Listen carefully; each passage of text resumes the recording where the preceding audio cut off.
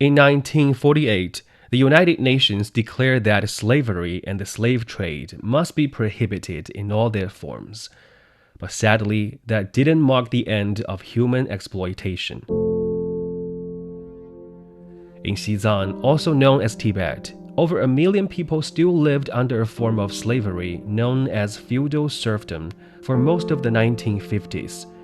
95% of the local population was born into a lifetime of debt, bound to the land owned by the ruling classes, required to provide labor, pay taxes, and endure harsh conditions, all while having limited personal freedoms.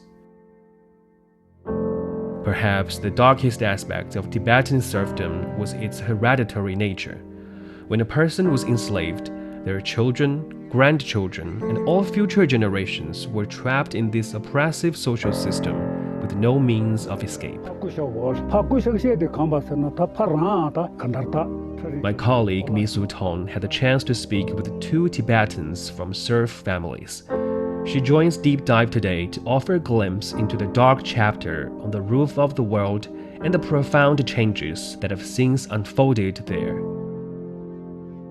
This episode is brought to you on Thursday, May the 23rd, 73 years after the peaceful liberation of Xizang.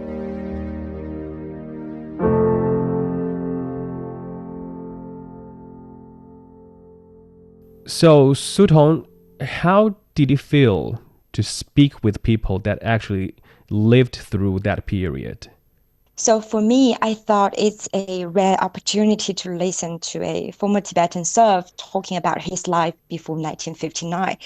And what shocked me most was when I walked into the ruins of a serf's family's house, which was a dark, tiny space without windows and no furniture at all. Hmm. And you just cannot imagine how people could survive in that situation.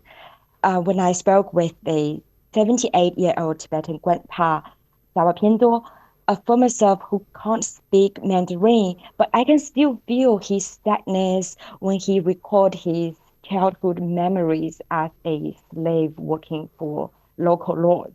And Hmm. I remembered there was a wall full of awards and the certificates Pinto has got over the decades at his home. And I felt he's so proud and happy to share these awards with me and tell about his experience behind them. So, like before speaking with Tibetan people, I just felt like the society of feudal serfdom was an abstract concept with no practical situations. But listening to the real stories shared by them, I do have the similar feeling of desperation and hopelessness as these former Tibetan serfs who don't usually tend to recall these painful memories and reveal scars to others. Hmm. So even with the language barrier, you could still empathize their feeling and their memory from the past. Yes, And indeed. how was their life like when Tibet was still under this feudal serfdom? Yes, I think most Tibetan serfs lived a miserable life at that time. I'd like to share the story of Dava Pindo first to give you a glimpse of what a serf's life looked like in Old Tibet. Hmm. So Dava Pindo is 78 years old.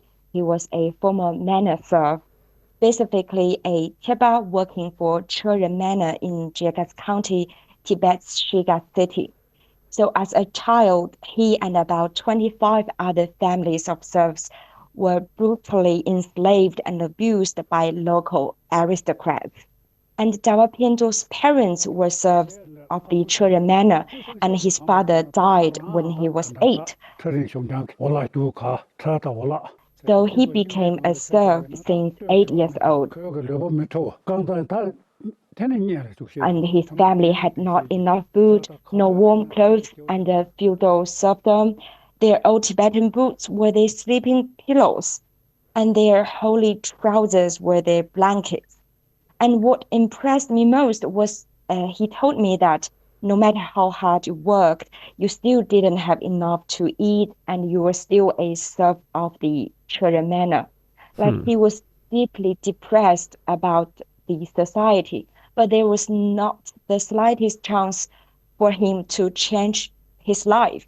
All the planting tools, like they had to borrow from the serfs owners, Okay. and also they need to borrow the seeds for Wow. planting from them. So they didn't get paid at all, and actually they had nothing that belongs to them, and they have to be served from generation to generations. Hmm. And and then I also spoke with Pugutin, whose mother was a former serf in the Pala Manor in Jigat County, Shigat City. And Pugutin is a tour guide at the Pala Manor now.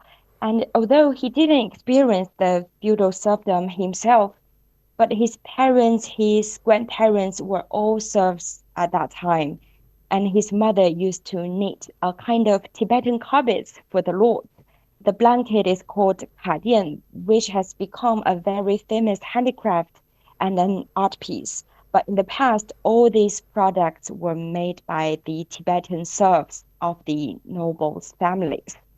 And his mom could only get 1 or 2 spoons of samba, a traditional Tibetan staple food made of barley flour, for each meal from their lord.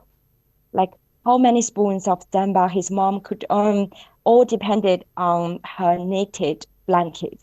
If the lords were satisfied with her work, she might get more spoons of samba for food, but usually serfs didn't get enough to eat.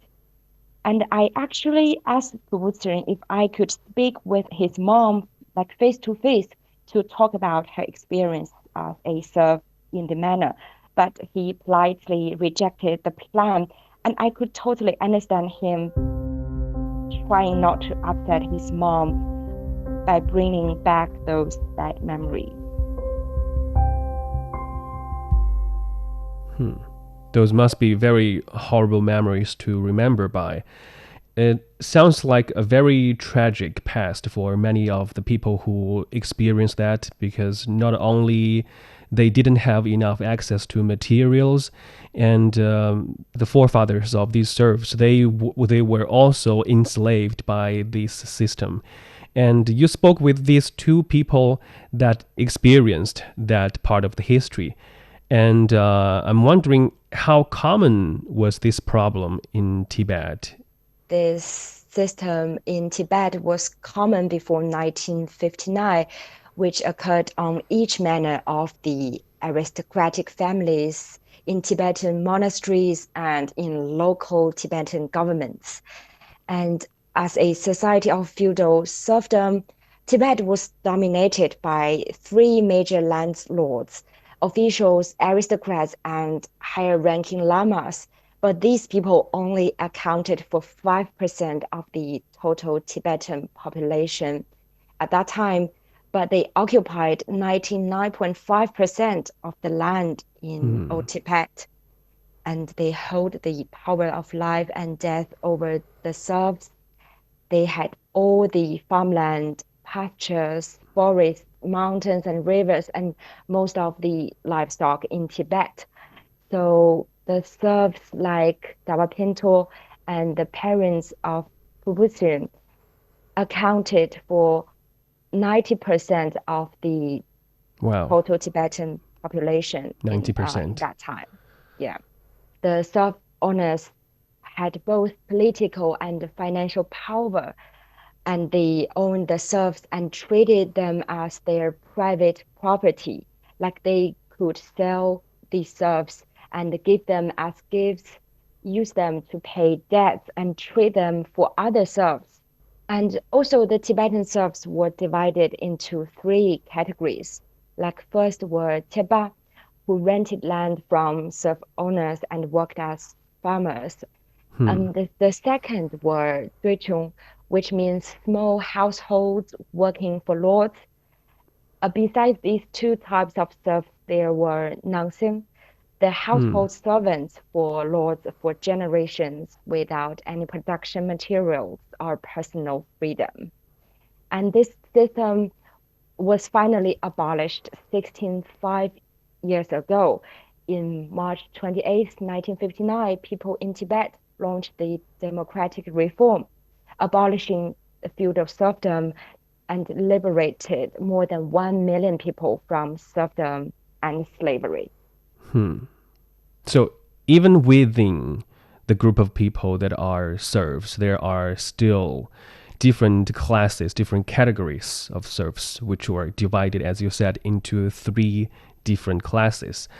But to be honest, this word serf or serfdom is actually not a very common word. But the description of the people that are enslaved by this system sounds very similar to slavery, which is a much more common concept to most people in the world. And would you be able to walk us through how does serfdom differ from slavery? So for centuries, Tibet was ruled by the feudal serfdom and theocracy. And actually, both China and the United States have been through the abolition of slavery movement. And I think they had many similarities. And technically, I think serfdom in Tibet is another type of slavery. For example, the cruel slavery and serfdom both severely violated the basic human rights of the people. Right. So to a very large extent, the miserable life of the black slaves in the United States was similar to the life of serfs in China's Tibet. And you've actually visited the manors owned by some aristocrats. How do these places reflect the kind of life that the serf owners used to live?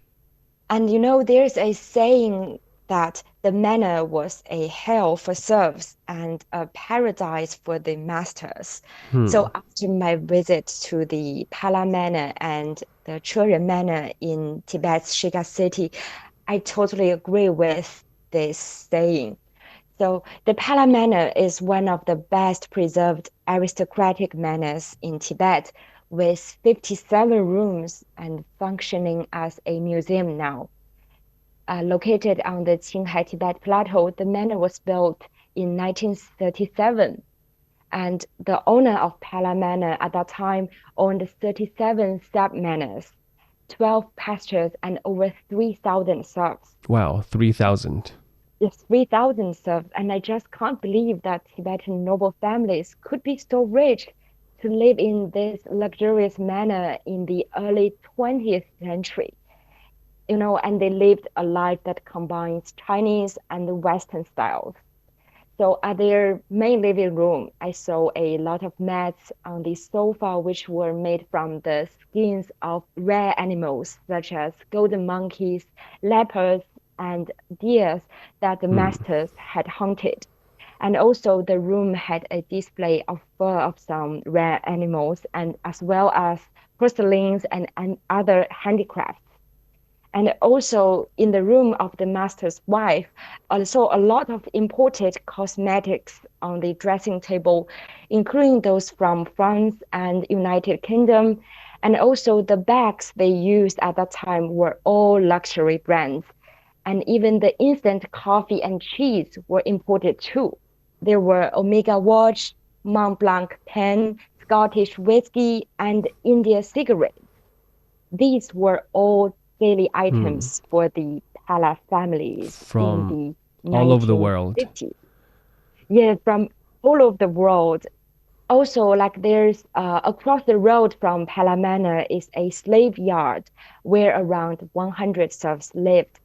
And it's composed of several small rooms without windows. And each room was so small. And I think that per capita living space for serfs was less than 2.5 square meters. And I also visited the Chören Manor where Dawa Pinto used to work, but Chören Manor has turned into ruins with destroyed walls. So you can hardly imagine there was a once extremely luxurious aristocratic manor. Wow. And so this manor you visited, the owner of this property used to own over 3,000 slaves or serfs. That's just an astonishing number. But I'm wondering, is that the biggest manor in Tibet, or are there manors or aristocrats in a larger scale? the Palamana and the Churen manor, they were not among the highest rank of aristocracy in old Tibet. And actually, data shows there were around nearly 200 aristocratic families before 1959 in Tibet. And among them, seven or eight were the largest families.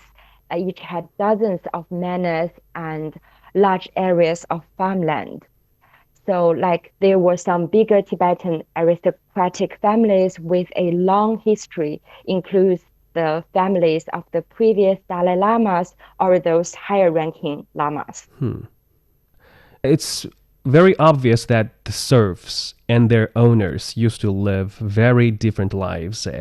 And the history has taught us that when there's oppression, there will always be resistance. And were there any attempts to overthrow this unjust social system? There were some attempts of local Tibetan people trying to overthrow the feudal serfdom. And actually, when I visited the snow prison and the Potala Palace in Lhasa, the capital of Tibet, I've heard the story of a man called Longsha Dorji. And at that time, the serf owners were governed by Gaxia, the local government of Old Tibet. And Longsha Dorji was a local Tibetan official and aristocrat who went to study in Britain in 1913. And after returning home, Longsha Dorji had an idea to change this social system. Like, if his idea was realized, the serf children could become the serf owners. But when Gaxia, the local government, knew about this, he was thrown into the snow prison in Lhasa and had his eyes gouged out. Wow. So you see this open-minded, progressive aristocrat who wanted to change serfdom was thrown into jail and tortured. So the Tibetan serfs, who were even lower than Longsha Dorji in that society, even if they had ideas for reform, they actually didn't have the opportunity to carry them out. So there was this very progressive aristocrat that actually from the privileged social class that wanted to reform the social system in Tibet. Then he actually suffered severe punishment in this place called Snow Prison, where you visited. And how did it feel when you were walking through this place? Well, I felt this snow prison was like a horrible place. And actually, the snow prison was built during the 5th Dalai Lama period in the 17th century. And it was one of the two major jails in Lhasa. But now it's a patriotic education site open to the public. So like all Tibetan serfs at that time like suffered from unspeakable tortures in the snow prison, like including gouging out eyes, cutting off hands and feet, and peeling off skin. And actually we can see that under the theocratic system, old Tibetan government made a series of laws to safeguard the interests of the serf owners, lamas, and officials. Like the serf masters could set up prisons or private jails. Local governments had their own courts and prisons. And big monasteries also had this kind of private prisons. And all these prisons were legal and protected by law. So a lot of Tibetan serfs suffered cruel punishment in these prisons, and there was no fair and just way for them to voice their complaints. That's perhaps why this social system of serfdom was able to be maintained by the Tibetan higher ranking classes for so many years. But now looking back in history, we know that Tibet was peacefully liberated in 1951, and then 80 years later, this feudal serfdom was finally abolished in 1959. Yeah, you've had the chance to speak with those two people that lived through that dark period. Now that the serfdom has been abolished in Tibet, how are their lives like now? After the democratic reform, serfs' lives have changed dramatically. So, like you just mentioned, feudal serfdom was finally abolished in 1959. And actually, Davapindo embraced a new life. They had no worries about food, clothing, or house. Since 1959, they were happy, and people finally had political rights and the personal rights, and the local economy has developed. Like in the past, Davapindo didn't have the opportunity to study. There was no schools for Tibetan serfs at that time. But after the reform, he learned a little by himself, and he actually was also involved in the construction of the road in Shiga city. He even learned to read in the spare time during the construction work. And he showed me the article that he wrote. And also, he moved from the dark, small room to a big house. He has 6 children and retired from his role as local township party secretary in 2001. So, Okay. and under the feudal serfdom, the average life expectancy in Tibet was only around 35 years. But Wow. data shows that in 2022, the average life expectancy in Tibet is over 72 years. Wow, that's more than doubled. Yes, and actually, Davapiento's story is just a glimpse of the many changes that have been made to Tibetans' former serfs. And actually, the area where the Palamana is located used to have only that one building. But now the serfs who used to work as serfs at the Palamana now have built their own houses around the Palamana and had their own farmlands. And now it's become a well-established village with Palamana as a tourist attraction. Thank you very much, Sutong, for helping us to know better of that part of the history. It's a time that's worth remembering. Thanks for having me. Despite the creation of the Tibetan language dating back to the 7th century, education in the language was only accessible to the ruling classes under feudalism. Like Davapindo, many Tibetans only learned to read following the peaceful liberation of Xizang and the subsequent abolition of the slavery system. Today, proud Tibetans are transforming their rich traditions into all forms of cultural products, spreading Tibetan culture far beyond the world's highest plateau.